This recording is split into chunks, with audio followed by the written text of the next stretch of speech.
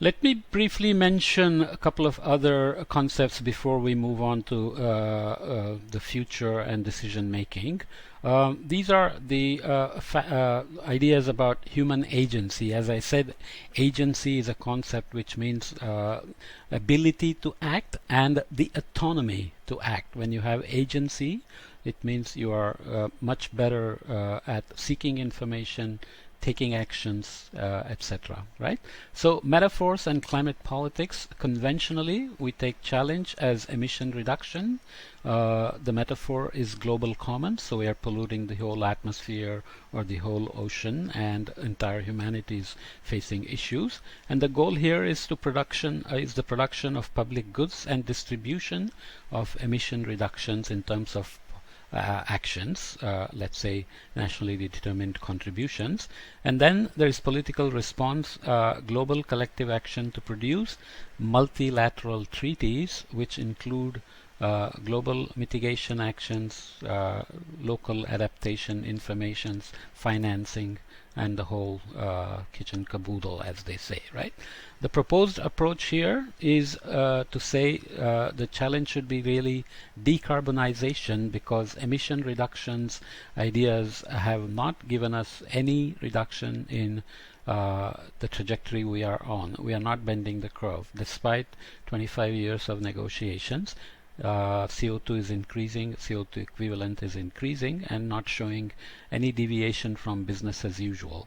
Decarbonization, on the other hand, is simpler, saying no matter what you do, it has to head towards making the system carbon neutral. But that gets into the idea of whether human agency can actually allow us to do it. If you're an individual or a community and you want to go carbon neutral, can you even really do it? Will the system allow you to be carbon neutral? That's a different question, right? The metaphor here is global fractal, so no matter what scale you go down to, the problem remains the same. So that decarbonization is decarbonization at all scales. And the goal is here to disrupt carbon lock-in and catalyze transformation at multiple levels. And the political response would be experimental, multi-level, multi-scale action to overcome the fractal of carbon trap. So carbon trap is essentially the idea that nobody can right now go decarbonize because the system, infrastructure, energy systems, food production, transportation, everything we do, the economy, everything is set up to live on carbon. This chopper is hanging around here. I hope it's not spoiling my recording. Okay, so the key terms for understanding the fractal carbon trap is each system, such as a jurisdiction or market that makes up the fractal whole, faces a dilemma when pursuing decarbonization. So that's the problems at each level. We call that dilemma the carbon trap, after the poverty trap concept development from development economics. I think this is what won the Nobel Prize last year for the MIT and Harvard economists. The fractal carbon trap has several constitutive elements: carbon lock-in, decarbonization, trap, and the critical, which I won't go into details, but you can read it. But simply put, we are in the carbon trap because the system is built to run on carbon, and going for decarbonization requires massive amount of work, but still it is much more promising than emission reduction approaches which are not working so well. The other thing to worry about is bridging the barriers to advance global sustainability. This is a paper in Nature Sustainability where I am a co-author. So it's talking about how insulated the ivory towers or educational institutes can be, where we talk about science, engineering, humanity, interdisciplinary research, convergence research, and so on. And there are the problems here in terms of deforestation, clean energy, stakeholders, environmental degradation, and urbanization. So we need a bridge to build this in terms of co-production and what is called transdisciplinary knowledge. So you go from interdisciplinary and cross-disciplinary and multidisciplinary and so on to actually translate the knowledge, where of course some of the knowledge will be wasted, but As I said before, it could be for intellectual curiosity, education, awareness, and so on. Envisioning the future. So scenarios, strengths and limitations. We already talked multiple times about these plumes of emissions and plumes of temperature changes and impacts, and these risk qualitative assessments we saw. So, despite several decades of scenario use in climate modeling and global change research, misunderstandings about their design and purpose are frequently evident. These include believing that every scenario must be a plausible future. This is implausible scenarios are included for research, communication, and education. So it's not just about providing scenarios that must be followed or must be assumed to be plausible. Secondly, believing that the scenario line can be followed in reality. That's not always true. For example, emissions to temperatures conversion is very uncertain because of feedbacks and climate sensitivity. We already talked about this. It's not so easy to go from RCPs to accumulated carbon in the system and how that affects the temperature, extreme events, etc. through climate sensitivity, which also remains non-stationary, it's not constant, and uncertain. Because of biophysical and biogeochemical feedbacks and carbon cycle uncertainties. Thirdly, believing that things could be worse than the worst case. This is quite common. This has become a favorite mantra in many media outlets where something happens and then immediately some scientist or the reporter says this could be worse in the future. This is not a good idea. Mistaking scenario differences for uncertainty. That's also a danger. So when we look at the socioeconomic, shared socioeconomic pathways, for example, we are looking at socioeconomic challenges for adaptation going from low challenges to being completely overwhelmed by adaptation challenges, and we are looking at socioeconomic challenges for mitigation being low to mitigation challenges dominating, either in terms of finances, just technical, scientific and other challenges.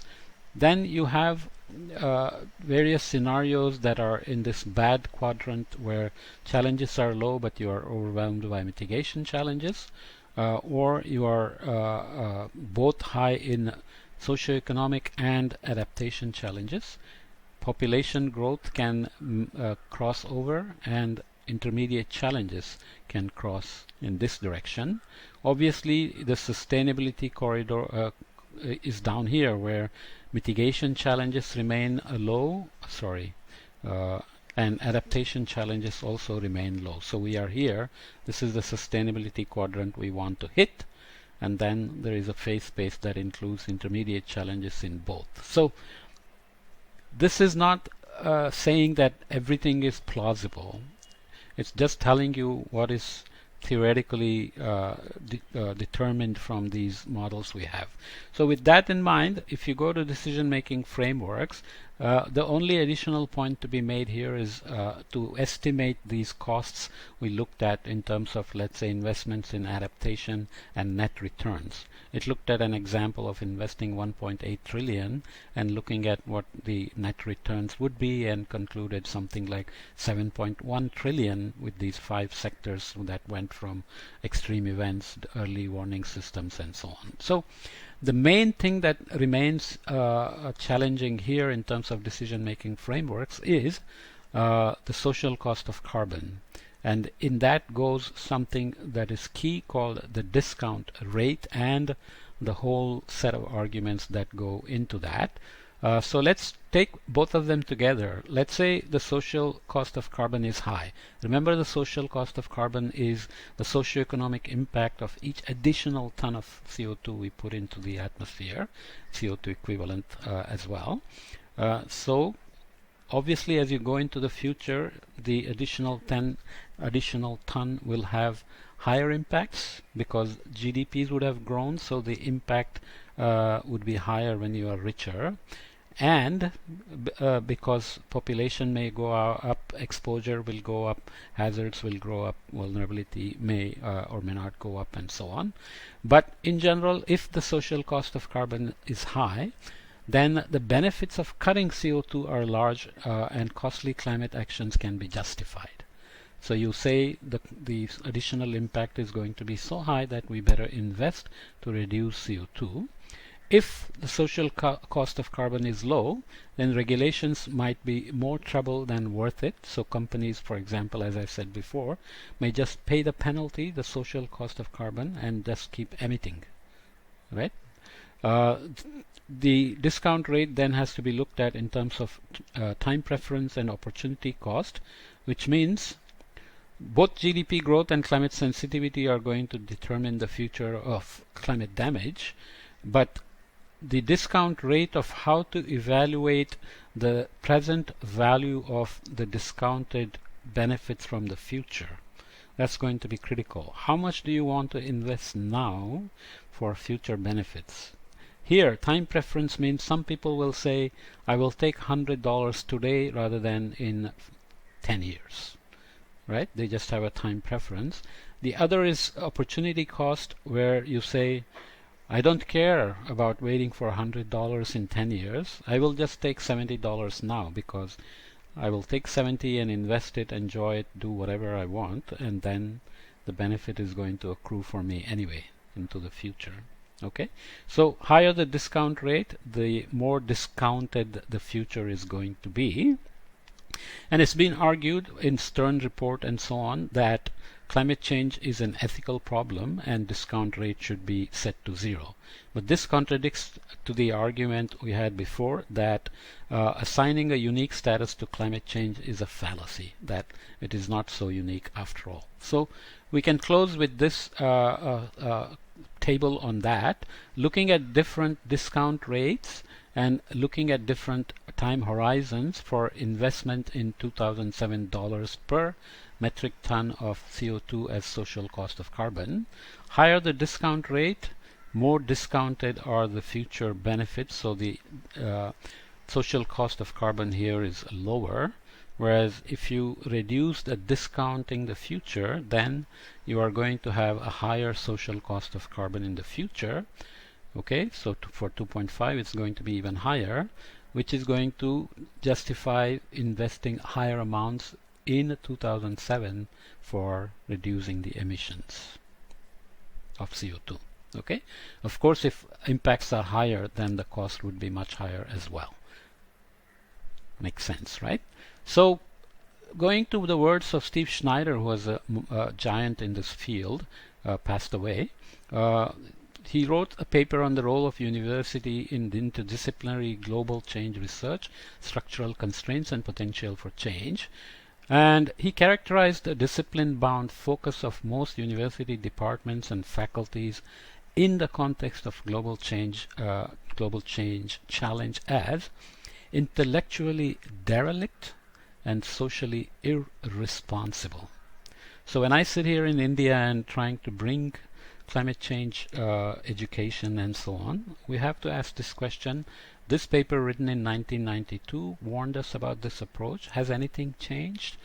Are countries like India becoming aware of the need for this paradigm shift from discipline-bound focus to address the climate change and climate variability problems it's already facing? Okay, this is something that somebody in India has to worry. I hope people watch and then think about it and make the changes, especially the powerful ones who are in decision-making processes and so on. So that's the course on Earth System Science for Applications, looking at Earth System perspective for adaptation, mitigation, and the social dimensions, and what is needed beyond biophysical, biogeochemical impacts to actually predictions and projections at required spatial and temporal scales, and put it in the context of decision-making frameworks, including how we communicate our information and how we evaluate our own expertise and not just go off making statements and claims that have unintended consequences like climate anxiety and counterproductive in terms of claiming that things could be much worse than what the models are even saying. Something to worry about.